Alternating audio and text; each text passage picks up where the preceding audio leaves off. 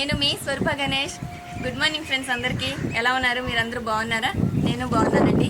ఈరోజు మనకి compost ready అయిపోయిందండి. ఒక్కసారి చూద్దాము. ఇవి కంపోస్ట్ రెడీ అయిపోయింది. మీకు ఎలాగ అది అయ్యింది, తయారైందో ఒకసారి నేను కూడా ఇదే ఫస్ట్ టైం వంపి చూస్తానండి. ఫస్ట్ టైం అంటే నేను ఆల్రెడీ ఎప్పుడు చేసుకుంటుంటాను. మీ ఎదురుగా తీసిన వీడియోలో ఇది నేను వేసి ఉంచేసాను అనమాట. అది ఎలా తయారైందో మీకు చూపించడానికని తీస్తున్నాను. ఓకే ఫ్రెండ్స్, ఈ వీడియో కనుక మీకు నచ్చినట్లయితే లైక్ చేయండి, షేర్ చేయండి, సబ్స్క్రైబ్ చేయండి. బెల్ ఐకాన్ వస్తుంది, క్లిక్ చేశారంటే వెంటనే నోటిఫికేషన్స్ వస్తాయండి. ఆ బెల్ క్లిక్ చేయడం వల్లనే మీకు ఎప్పటికప్పుడు వీడియోస్ మీకు అందుబాటులోకి వస్తుంటాయి.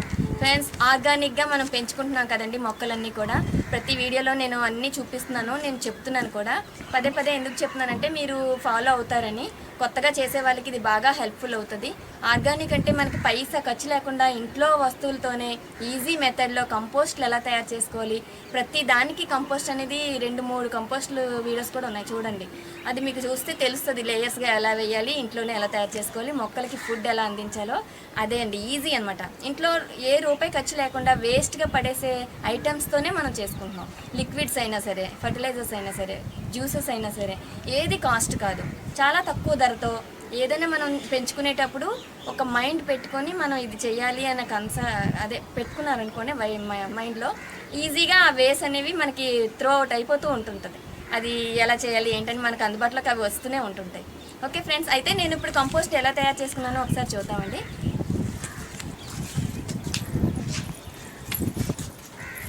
ఇవ్వండి, ఇక్కడ నేను మామూలుగా నీడ నుంచి తర్వాత తెచ్చాను. ఎందుకంటే అసలు నాకు తెలియకుండానే ఇందులోకి ఈ విత్తనాలు పడి ఈ మొక్కలు వచ్చాయండి.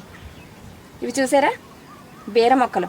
అసలు నాకే తెలీదు. ఏంటంటే నేను మామూలుగా తడపాలి కదా అని చెప్పి తడుపుతూ ఉంటుంటే గింజలు అలా పైకి వచ్చి మొక్కలుగా అయిపోయాయి. కంపోస్ట్లో పడిపోయిన గింజలు ఎలా పడ్డాయి అంటే, ఒక్కొక్కసారి మనం చూసుకోకుండా ఈ వర్క్ చేసినప్పుడు, ఐరన్ స్టాండ్స్ అవి చేసినప్పుడు తుడిచేసి కంపోస్ట్లోని ఎండాకులు కూడా వేయాలి కదండి. ఆ టైంలో నేను ఎండాకులు వేసిన టైంలో ఆ గింజలు పడినట్లు ఉన్నాయి. అవి మొలకలు కూడా వచ్చేసి మనకు మొక్కలు కూడా వచ్చాయి.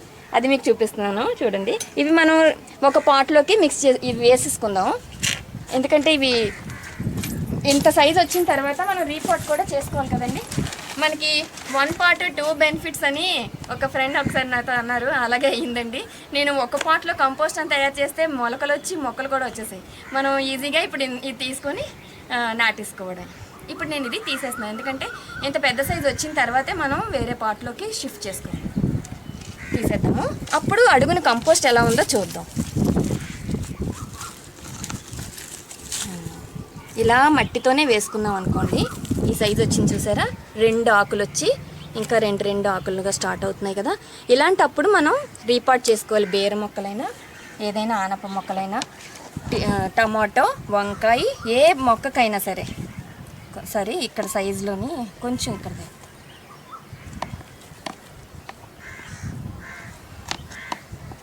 జస్ట్ ఇలా అంతే. ఇది కూడా నేను చెప్పాను కదండి, లోపల అడుగుని నేను కంపోస్ట్ ఎప్పుడు వేస్తూ ఉంటాను అనమాట. తయారు చేసేసుకున్న ఇలాంటి హాఫ్ అయిన కంపోస్ట్ని నేను వేస్తూ ఉంటాను. ఫుల్ అయిపోయింది కాదు, హాఫ్ అవుతుండగానే కింద చూపిస్తానులేండి నెక్స్ట్ వీడియోలో ఎప్పుడైనా.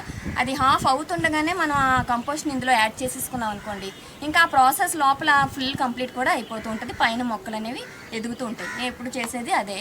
దానివల్లనే ఇప్పుడు దొండకాయలైనా మనకి ఇలా కాస్తున్నాయంటే, బీరకాయలు ఇలాంటి చెట్లు ఎక్కువగా పెరుగుతున్నాయంటే, ఫ్రూట్ ప్లాంట్స్ అన్నీ కూడా ఆ బలం వల్ల అనమాట.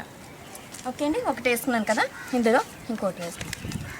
లోపల నుంచి తీయండి జాగ్రత్తగా, ఎందుకంటే వేరు డిస్టర్బ్ అయిందంటే మొక్క చనిపోతుంది. ఓకే, ఇక్కడ వేస్తాను. దీంట్లో 3 వేసుకోవచ్చు అన్నమాట.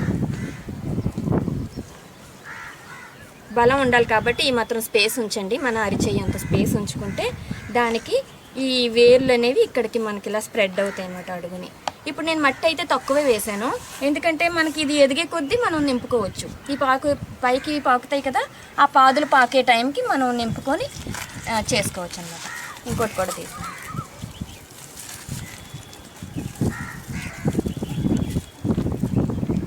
ఇంత వేరు ఎంత చక్కగా వచ్చిందో చూడండి. ఈ వేరు ఇలా డిస్టర్బ్ అవ్వకుండా మనం వేసుకున్నట్లయితే చక్కగా జర్నేట్ అయిపోతాయి. కేరింగ్ జాగ్రత్తగా చూసుకోవాలి, వాటరింగ్ ఇస్తూ ఉండాలి. మొక్క వడిలిపోతుంది అనే టైంలో మనం అది ఎందుకు అవుతుంది, పెస్ట్లు ఏమైనా ఉన్నాయి, తొందరగా మిల్లీ బగ్స్ స్టార్ట్ అయిపోతాయండి.